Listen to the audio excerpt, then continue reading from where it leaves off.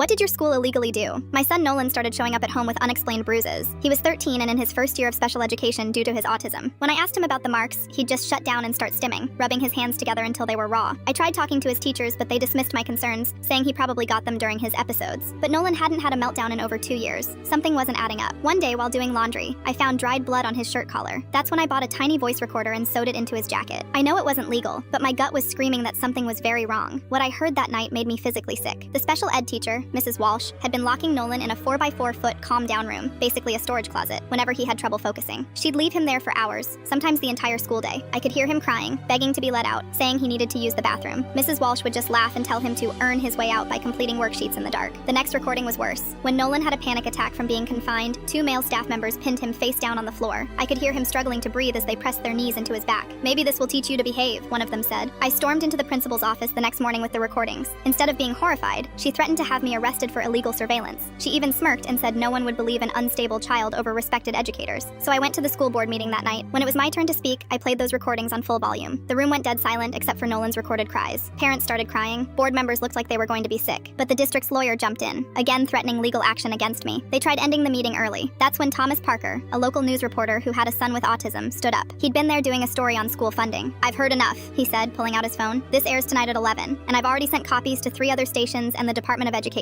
The school board tried to offer me hush money, $50,000, to handle this privately. I told them they could shove that money where the sun doesn't shine." The story exploded. Other parents came forward with similar recordings. Turns out the calm down room had been used for years. They found scratch marks on the inside of the door from desperate kids trying to get out. Mrs. Walsh was arrested for child abuse. The principal and 3 staff members were fired. The district had to pay millions in settlements to 26 families of special needs students. But the best part? The state passed Nolan's law requiring cameras in all special education classrooms. My son testified at the hearing, the same unstable kid they said no one would believe. He's 15 now and thriving at his new school. Last week, he gave a speech at a disability rights conference. Standing ovation. The only one not clapping was Mrs. Walsh. She was watching from prison on Zoom as part of her rehabilitation.